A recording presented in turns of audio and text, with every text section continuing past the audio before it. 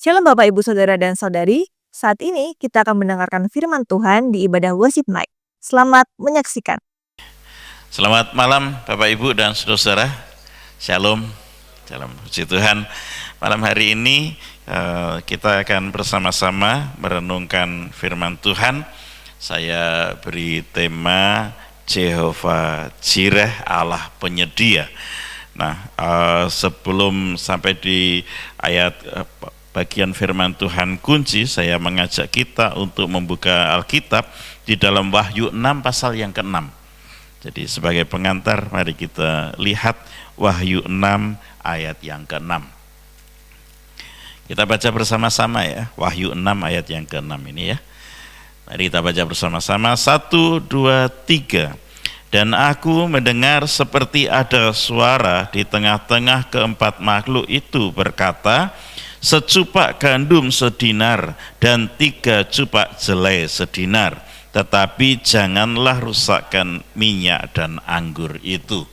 Saudara, bagian firman Tuhan pembuka ini, kitab Wahyu, ini berbicara paralel 2 peristiwa, yaitu Wahyu sebagai bagian pernyataan Tuhan, firman Tuhan untuk jemaat pada abad pertama. Mereka memang menghadapi kesulitan, mereka menghadapi penganiayaan, dan Tuhan menyampaikan wahyu ini kepada Yohanes sebagai bagian penguatan. Tuhan menguatkan umatnya di dalam menghadapi situasi yang berat. Tetapi sekaligus wahyu juga adalah nubuatan tentang apa yang akan terjadi di masa depan, di akhir zaman, dan itu merujuk kepada situasi jauh ke depan setelah Yohanes mendapatkan pernyataan ini, saudara. Dan kalau kita melihat situasi sekarang, maka para teolog, para Alkitab menyatakan kita berada di dalam penghujung zaman itu. Nah, salah satu bagian yang dinyatakan adalah bahwa situasi satu kali kelak itu adalah seperti digambarkan dari ayat yang ke-6 ini, gitu. Nah, situasinya adalah digambarkan secupak gandum sedinar dan 3 cupak jelai sedinar. Nah, saudara, secupak itu satu ukuran, kalau sekarang biasa disebut liter gitu ya. Gandum itu bahan makanan pokok bagi orang-orang di masa Alkitab, kalau kita mungkin beras begitu ya. Nah, lalu kalimat ini menunjukkan situasi yang akan terjadi, yaitu bahwa gandum secupak 1 liter itu harus dibeli dengan harga sedinar. Sedinar itu upah pekerja biasa 1 hari. Jadi kalau mau dikontekstualisasikan zaman sekarang, artinya upah sehari kerja, saya nggak tahu ya, kira-kira berapa ya, 150.000 ya Pak ya, kira-kira ya lah ya, tukang begitu ya, ada yang di bawah itu sih. Kalau kita lihat UMR Semarang itu 3,7 dibagi 30 ya 100.000 lebih sedikit lah gitu. Nah, cuman uang 100.000 itu hanya bisa dipakai untuk membeli bahan pokok makanan dengan jumlah 1 liter, atau oke lah kita mudahnya sekilo begitu. Jadi beras sekilo 1 kali harganya adalah 1 kali upah sehari, 150.000. Puji Tuhan sekarang belum ya Bu ya, belum ya. Jadi masih murah sekarang saudara ya, 15.000 sekilo, artinya upah sehari masih dapat 10 cupak saudara-saudara ya. Lalu 3 cupak jelai. Nah, jelai itu gandum dengan kualitas susulan yang lebih rendah. Saya nggak tahu apakah ibu-ibu bisa melihatnya, menggambarkannya sebagai beras SPHB. Nah, jadi kualitas rendahnya dapat 3 liter, itu masih lebih mahal dibanding saat ini. Jadi saudara-saudara,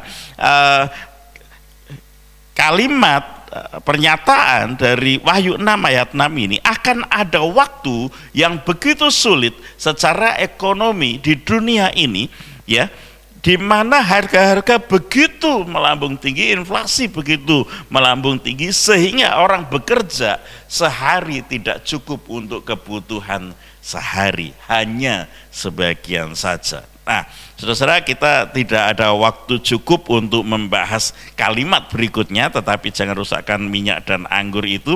Tapi ini adalah gambaran situasi kesulitan yang dihadapi oleh banyak orang. Nah, dalam keadaan seperti itu, ada banyak orang mulai gelisah. Saya rasa kita tidak hanya bicara mengenai masalah ekonomi. Orang gelisah ketika menghadapi masalah, orang gelisah ketika menghadapi ketidakpastian, orang gelisah ketika menghadapi masalah yang dia tidak yakin bisa selesai, saudara. Dan saya percaya bahwa dalam keadaan yang seperti itulah pewahyuan tentang Jehovah Jireh itu penting buat kita.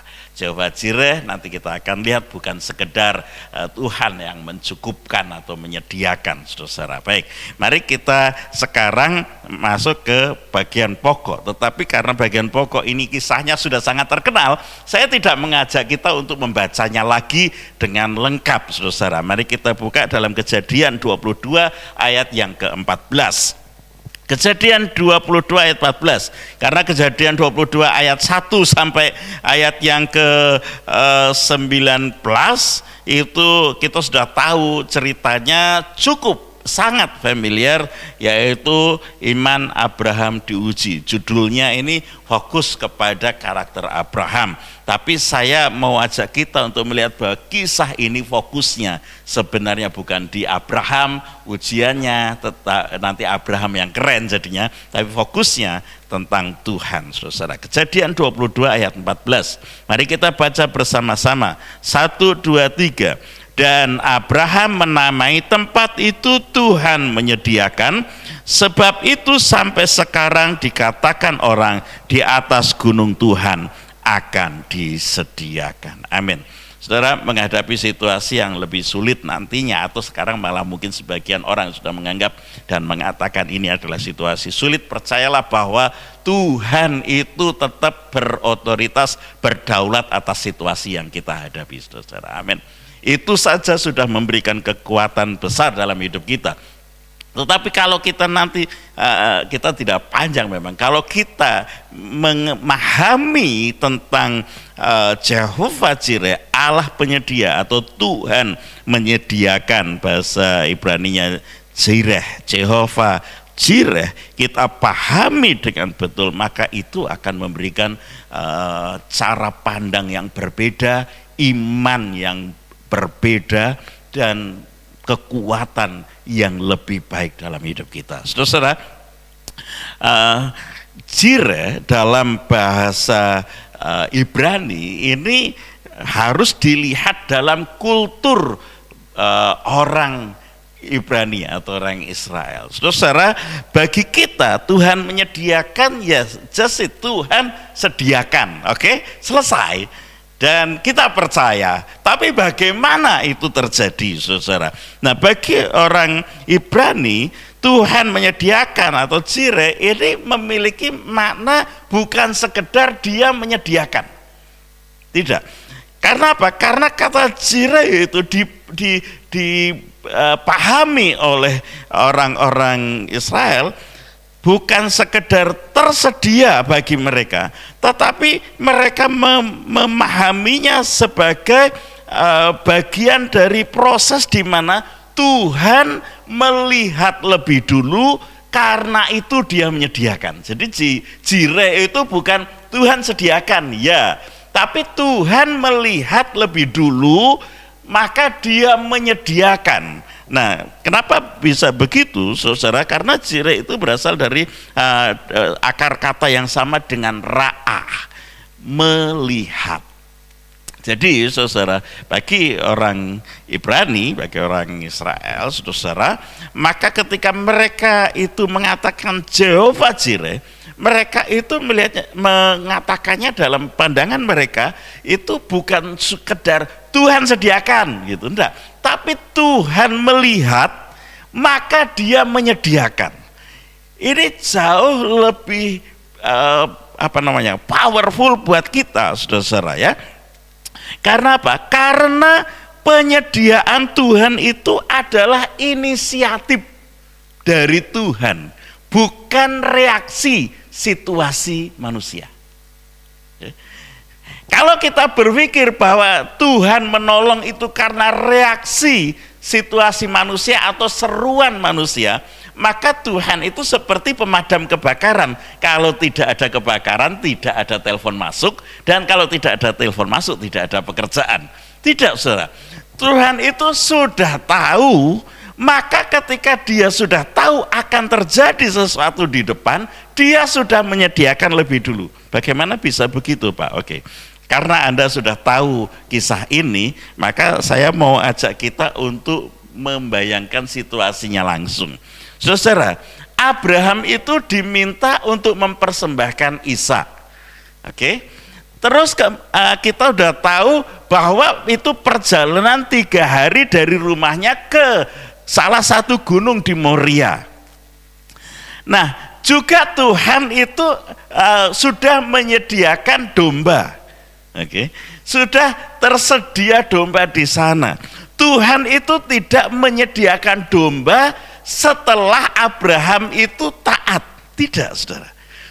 Dombanya sudah ada, karena domba tidak mungkin seling ada domba, begitu ya. Kalimat yang kita lihat dalam ayat-ayat firman Tuhan dalam Kejadian 22 ini, kita tahu dombanya tersangkut. Artinya domba itu tidak turun dari sorga, domba itu sudah ada di sana, dan saya percaya bahwa domba itu sudah ada di sana di hari-hari pada saat Tuhan itu menyuruh Abraham, memerintahkan Abraham. Jadi bisa saja Tuhan itu membuat domba itu tersangkut berhari-hari di sana. Sebelum Abraham sampai sana, sebelum Abraham siap mempersembahkan Ishak, dombanya sudah tersedia di sana. Cuman Abraham tidak bisa melihat domba itu. Sebab kalau dombanya itu tersangkut di situ dalam proses ketika Abraham juga naik ke sana di salah satu bukit atau gunung di Moria itu, pasti Abraham tahu, ada domba juga ikut sama kita ya, gitu, saudara. Atau mungkinkah tiba-tiba setelah Abraham menunjukkan ketaatan dan kerelaannya mempersembahkan Ishak, baru Tuhan berkata, loh, Abraham ternyata taat. Oke, stop Abraham. Langsung dia buat seling, ada domba di sebelahnya yang tersangkut. Saya juga berpikir domba itu kan mengembi, ya. Saya tidak tahu apa namanya, kalau kambing mengembi, kalau domba sama lah ya. Oke. Tapi bagaimana bisa domba itu tidak bersuara? Saudara, ada 2 hal sih sebenarnya. Bisa Tuhan membuat domba itu memang tidak bersuara, sebab kalau domba itu sudah bersuara, ya, iman Abraham itu iman yang sudah tahu buktinya nanti akan tertolong, gitu loh. Ya toh? Tenang aja, pasti Tuhan suruh saya berhenti. Awas kalau enggak ya Tuhan ya. Pasti ini pisau mau saya kasih ke leher Ishak ini, pasti Tuhan suruh berhenti. Jangan kau apa-apakan anak itu, karena aku tahu ada domba sudah tersangkut, gitu, saudara. Tapi kisahnya jadi lucu, tidak ada di sini begitu kan? Dombanya itu tidak bersuara. Atau, ini sisi kedua yang bisa dan mungkin saja terjadi. Orang itu ya, kalau sudah konsen pada satu hal yang hatinya dipenuhi dengan pergumulan yang berat, dia itu bisa nggak tahu kanan kiri. Ya, orang kalau lagi masalah itu dia nggak bisa lihat hal-hal lain di seputarnya. Anda konsen naik motor atau naik mobil, fokus ke depan, nggak lihat kanan kirinya seperti apa, pokoknya peristiwa apa di sebelahnya nggak tahu. Jadi Abraham tuh sangat konsen dengan Tuhan. Tuhan, aku mau persembahkan ini ketaatanku, aku taat, tapi ini anakku. Jadi dia sampai tidak bisa dengar ada domba di sekitarnya, saudara. Tapi apapun itu, saya percaya bahwa inilah cara Tuhan untuk membuat kita sekarang percaya dengan lebih baik. Nah, saudara, saya mau kasih gambaran sederhana sekali. Jadi saya kan mau khotbah renungan nih, oke? Jadi Mas Aya itu sudah tahu bahwa saya akan bicara setengah jam, dan itu pasti butuh minum. Nah, Mas Aya ra'ah, dia menyediakan sebelum saya haus, dia taruh minumannya di sana. Waktu saya haus, sebelum saya naik ke stage mimbar ini, saya minum. Kenapa? Karena Mas Aya tahu Pak Agus nanti haus, sebelum khotbah Pak Agus akan minum. Maka maka Mas Aya menyediakan minum. Aya ra'ah sebelum saya haus. Yang saya perlukan adalah saya pegang botol minum, saya buka dan saya minum. Saudara, Tuhan sudah tahu apa yang akan terjadi dalam hidup kita, maka Dia menyediakan sebelum kita bahkan menyadari kita memerlukannya. Dan pada saat yang tepat, maka ketika kita memerlukannya, sudah tersedia di situ. Kan saya tidak perlu bilang Mas saya begini ya, Mas saya tolong sediakan minum saya, karena saya nanti akan haus. Dia sudah tahu pembicara disediakan minum, Anda tidak. Kalau ada disediakan minum, jumlahnya cukup nggak Bu budgetnya? Bisa sih sebenarnya ya. Oke, tapi begitulah. Nah, saudara yang dikasih oleh Tuhan, ini menolong kita untuk mengerti bahwa Tuhan itu tidak bingung dengan situasi dunia ini. Loh, ternyata dunia kacau. Waduh, saudara-saudara, waduh, manusia jatuh dalam dosa. Oke, kita sediakan penyelamat. Tidak begitu, saudara.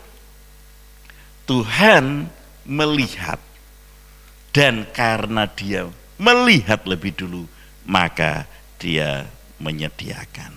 Inilah yang perlu kita coba pahami, sehingga kita ini bisa lebih percaya kepada Tuhan dalam situasi apapun. Pak, kalau begitu Tuhan sudah tahu, Tuhan sudah melihat, saya tidak perlu apa-apa, saya tidak perlu melakukan apa-apa, semuanya sudah Tuhan siapkan. Saudara, untuk bisa Abraham tahu bahwa Tuhan menyediakan domba di Gunung Moria, sebenarnya ada dua hal yang Abraham perlu lakukan, yaitu ketaatan.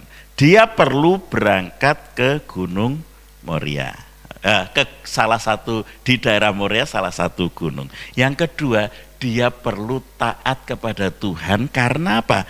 Karena Tuhan itu mengatakan di ayat 2, ini ayat salah satu yang saya ingin baca dari TB2 ya. Firman-Nya, ambillah Ishak anakmu yang satu-satunya yang engkau kasihi, pergilah ke tanah Moria, persembahkan dia di sana sebagai korban bakaran pada salah satu gunung yang akan kuberitahukan kepadamu.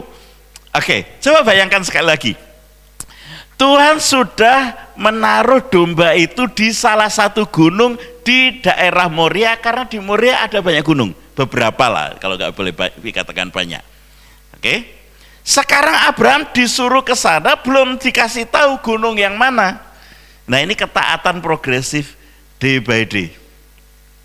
Kenapa? Kalau Abraham salah gunung, saudara, coba bayangkan, dombanya di gunung yang di timur, Abraham naik gunung yang di barat, sama-sama di Moria, salah satu gunung. Dia naik aja. Oke, Tuhan suruh saya bawa Ishak, oke, saya bawa.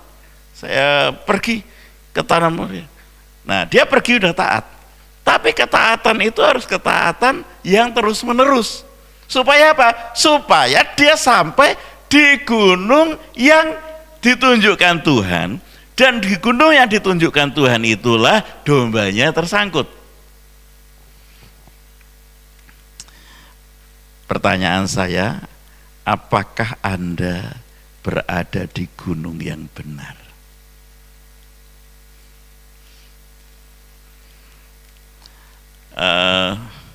Tidak perlu bertanya begini, Tuhan, ini jurusan saya salah apa benar ya? Loh, di gunung yang benar belum tentu, di perjalanan kepada gunung yang benar belum tentu arahnya direct lurus sih. Saya kuliah akuntansi, jadinya pendeta. Ya pernah kerja ya sebelum jadi pendeta. Tapi ada orang-orang yang kuliah, kemudian Tuhan berkata belok nak, karena gunung setelah lulus, setelah kerja belok nak, gunung yang aku mau yang ini. Anda udah kerja gitu ya, saya udah kerja. Tuhan suruh belok nak, kamu harus lakukan ini. Nah, ketaatan itu perlu, saudara, supaya apa? Supaya di tempat di mana Tuhan sediakan itu kita berada di sana. Saudara, ini tidak hanya berbicara mengenai keuangan, ekonomi, tapi dalam seluruh segi hidup kita. Mari kita menjadi orang yang percaya Tuhan melihat kita lebih dulu, dan kemudian Dia sediakan yang kita perlu, dan itu membawa kita untuk tetap teguh berdiri dalam semua situasi yang kita hadapi. Kita tetap percaya pada Tuhan dan kita taat kepada Tuhan. Saudara yang dikasihi oleh Tuhan, penyediaan Tuhan yang utama itu apa? Penyediaan Tuhan yang utama itu Yesus Kristus. Saya tutup dengan Roma 8 ayat 32.